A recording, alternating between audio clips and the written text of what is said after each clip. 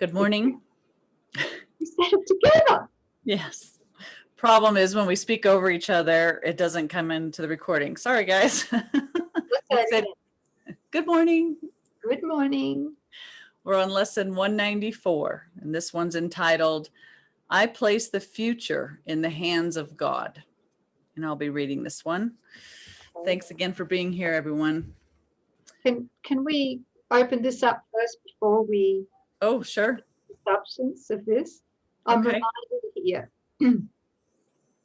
that right now, in this moment, I am as God created me.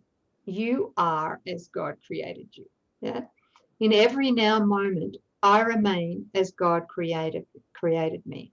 Yes. You remain as God created you, right? Mm-hmm. Wholly innocent and wholly invulnerable. Right. Right. The presence of fear, concern, problem solving, whatever it might be, is my chosen defense against accepting my true identity in this moment. That's as right. God created me. Yes. Okay. Part of my mind knows that I am as God created me, and part of me is choosing a story or an illusory problem or something that I've called to my awareness, and I'm latched onto that so that I'm not in a place of deep acceptance of that I am as God created me. Yeah. Mm-hmm. Yes. Thanks. And I think we'll go more deeply as we read this. Sure. Yeah. Yeah, because I know that as long as we're planning for the future or lamenting the past and trying to defend ourselves so that we don't repeat the past, or thinking that we were unfairly treated, that we will never have that holy instant. That's the way that we're never right here in the vertical where God, the memory of God, can be accessed. It's the holy instant, which is now. So if we're off in this timeline, we cannot access it. All right. Another one of the defenses. Today's idea takes another step toward quick salvation and a giant stride. It is indeed. Ooh. So great the distance is that it encompasses.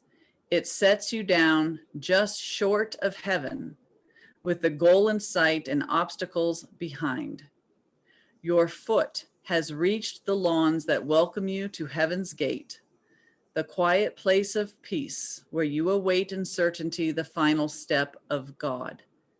How far are we progressing now from earth? How close are we approaching to our goal?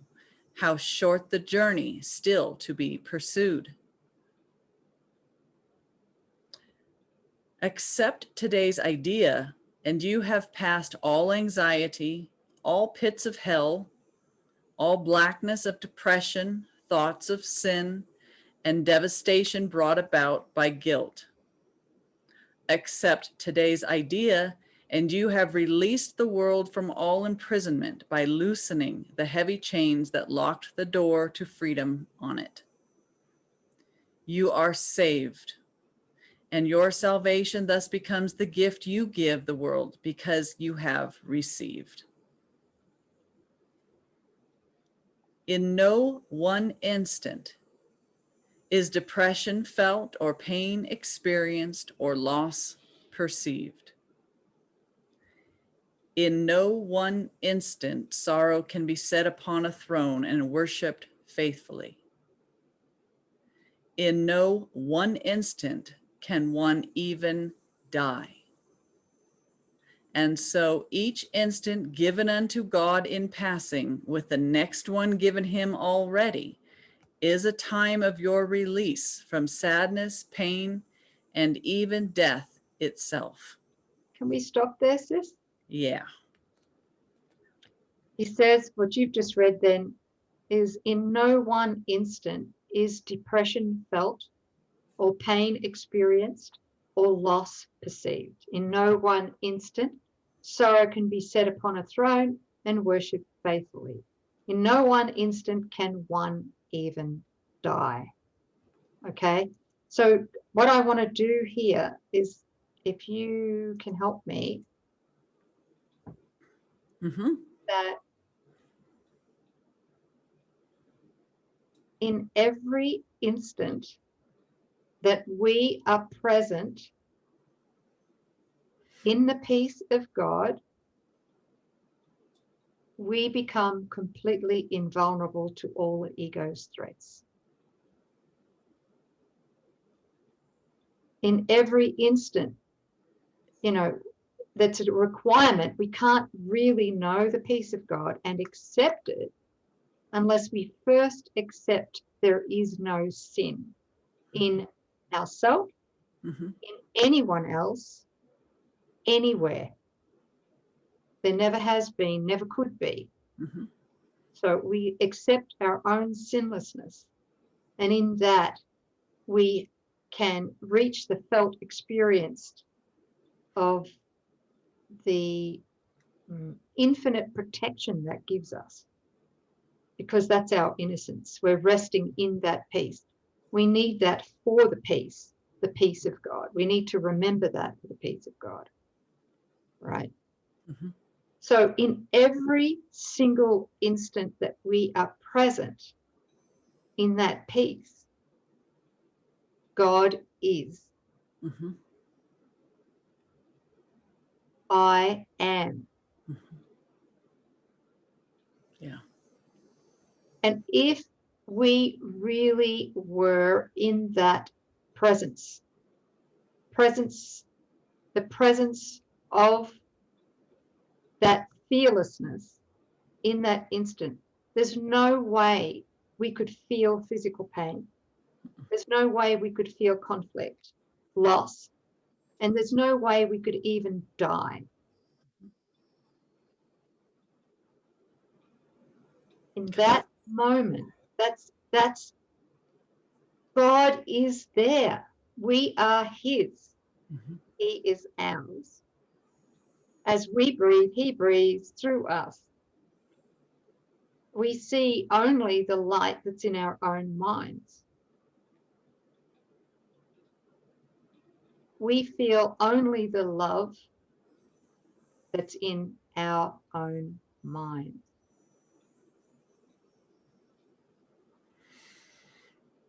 It reminds me of the the switch around, you know, the mythical me. We believe that we've come out from God and we can face God, and we're a perceiver, and we can experience things and have a comment on things because we're judging things, right? We're having this other experience. And when we surrender and forgive ourselves for this idea of separation and time and perception and an I know mind, when we're willing to be completely still and empty out of a separate self, what happens is that we turn around and we take our place back in our oneness as the expression of the I am. So from perception back into one with the I know mind. And so knowledge is knowing. Love, Christ vision is looking. The mind of God is governing. So there's no fear in that mind. It's light in that mind. There's no darkness at all. That's our incorruptible innocence. We become invincible. We are, you know, you can't experience the fruit of fear because there is no fear in the mind. And that's all that, you know, pain and loss and depression and disease and death are. It's fear and guilt in a mind making it sick. It's so the precursor to taking your rightful place back into the arms of God and being, you know, God being all there is to us is this right here, right now, in this holy instant, no mythical me, and allowing what we are in truth to rise in our awareness and just govern everything. You know, we're only under the laws of God in that holy instant. So there is no death, there is no darkness, there is no opposition or contradiction. There's no duality. Yeah. Yeah. Can you feel the peace in that? Yeah. Well, I've experienced it before. And then you go, why did I, you know, then you flip out back into the story of the mythical me. And then you come back and you have this experience and like, oh my gosh, you know, and then your senses pull you back into this. Yeah, that's the dance for a while until it's not. So yes, deep, deep peace, a total sense of safety. going with the flow. Security, endless security, Yes. right? Mhm. Endless security and safety, because he already knows our needs, Mhm. even here in the dream. That's right. Holy Spirit knows everything that we Mhm. will need here in the dream.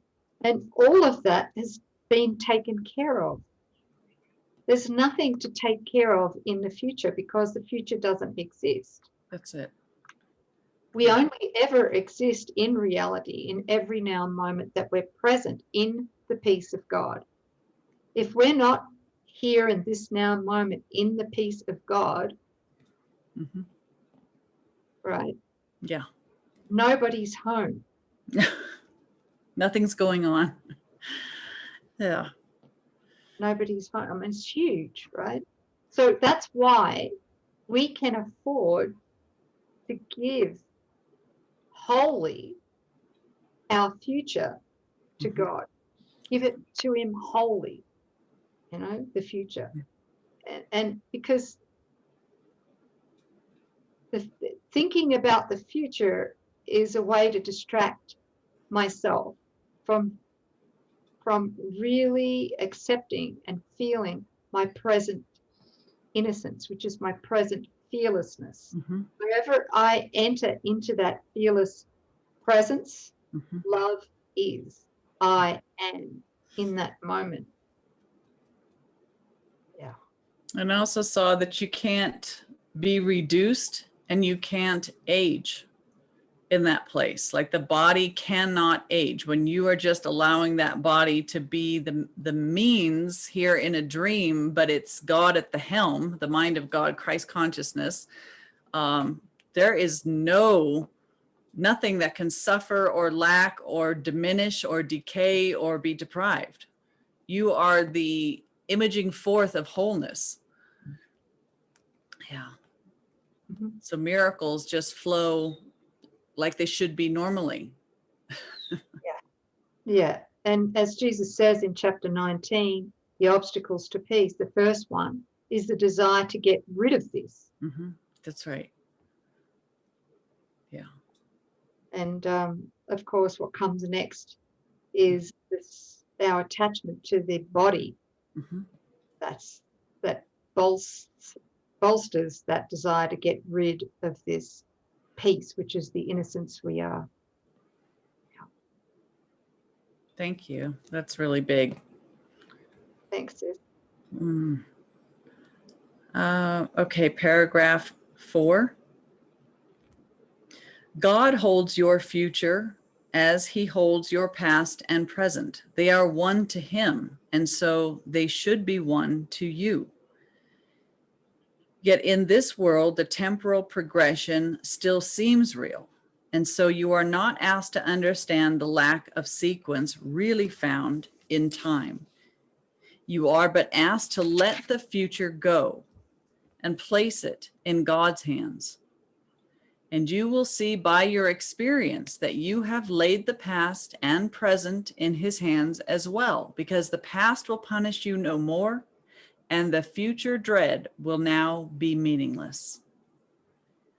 Release the future, for the past is gone, and what is present, freed from its bequest of grief and misery, of pain and loss, becomes the instant in which time escapes the bondage of illusions, where it runs its pitiless, inevitable course.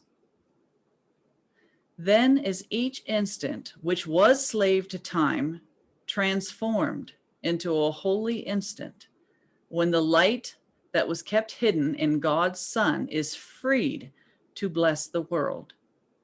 Now is he free, and all his glory shines upon a world made free with him to share his holiness. Mm. So, sis, once you've had a sip of water, water, Water. yeah, something just came to me then, which is that, yes, I remember that. Yeah. Okay. Which is that while we keep ourselves heavily distracted with planning for the future, defending ourselves against things to come or whatever, right? Mm-hmm. They're equally heavily defended against miracles. Oh, yeah. Yeah. It's huge. Yes. Those times that I have truly let the future go, every moment, let it go, and practiced it fully, are the times where I've experienced the most miracles because I've been present. Mm-hmm. You know, the miracle's going on all the time. But if we're distracted Right. by, you know, thoughts of the future, etc., or concerns, we're not present to witness and accept the miracle. Mm-hmm. Yeah, it just feels like it's asking us to come up and out of this whole realm of time and just to come above it and be here now, accessible to and by God or the Holy Spirit. Just that's it. To be, it sounds, you know, like a song, but be here now, just in this present moment without adding anything to it. Thoughts of the past or worries about the future or fear in the present moment. Just we're dropping all of it. And just in that state of surrender. And that's when, yeah, you can really feel like nothing real can happen while we're still lamenting time, which is fear. Yeah, one thing, thanks, sis, one thing that really helped me greatly in getting this, a practical thing that happened, and especially probably 2.5 or so years ago, I had the experience where I was asked by Jesus to imagine that I was already awake. Mm-hmm.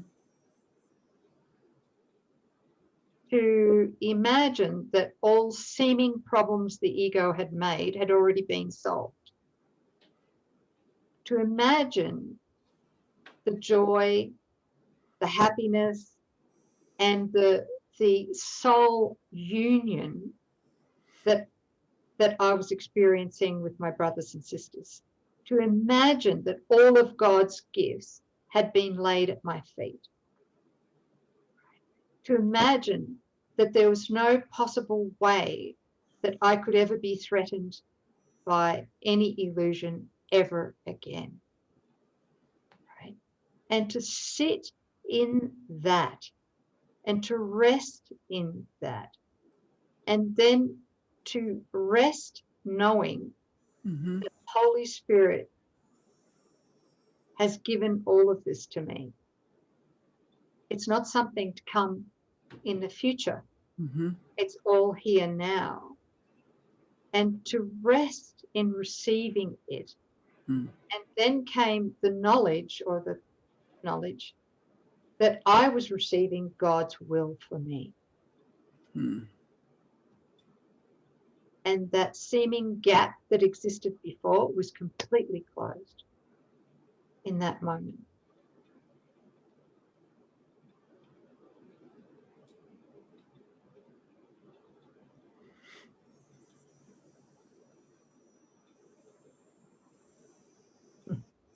Thank you.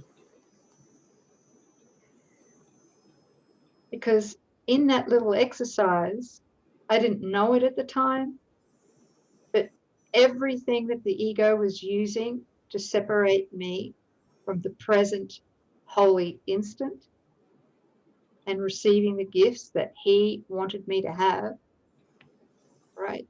Mm-hmm. In that moment, that was all of that resistance was gone. Wow. And I was able to receive his will. Yeah. So thank you. Yeah, thank you. I can feel that.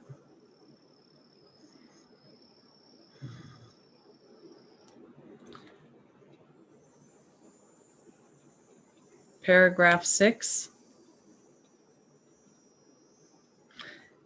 If you could see the lesson for today as the deliverance it really is, you will not hesitate to give as much consistent effort as you can to make it be a part of you. As it becomes a thought that rules your mind, a habit in your problem-solving repertoire, a way of quick reaction to temptation, you extend your learning to the world. And as you learn to see salvation in all things, so will the world perceive that it is saved.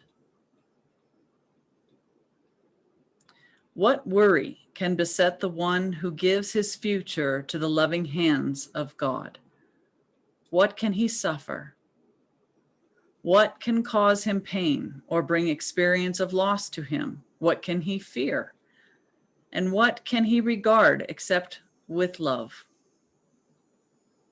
For he who has escaped all fear of future pain has found his way to present peace and certainty of care the world can never threaten. He is sure that his perception may be faulty, but will never lack correction. He is free to choose again when he has been deceived, to change his mind when he has made mistakes. That's it. Just simply choose again, right? Yeah. Place then your future in the hands of God, for thus you call the memory of him to come again, replacing all your thoughts of sin and evil with the truth of love. Think you the world could fail to gain thereby, and every living creature not respond with healed perception? Who entrusts himself to God has also placed the world within the hands to which he has himself appealed for comfort and security. He lays aside the sick illusions of the world along with his and offers peace to both. Now are we saved indeed, for in God's hands we rest untroubled, sure that only good can come to us. If we forget, we will be gently reassured. If we accept an unforgiving thought, it will be soon replaced by love's reflection. And if we are tempted to attack, we will appeal to him who guards our rest to make the choice for us that leaves temptation far behind. No longer is the world our enemy, for we have chosen that we be its friend. Beautiful.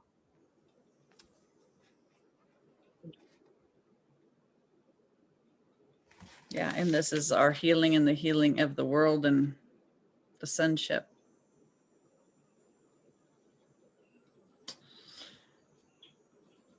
Oh, sis, you had a couple blogs that you wanted to make available. Sure. I think these two blogs go hand in hand with this lesson. I place the future.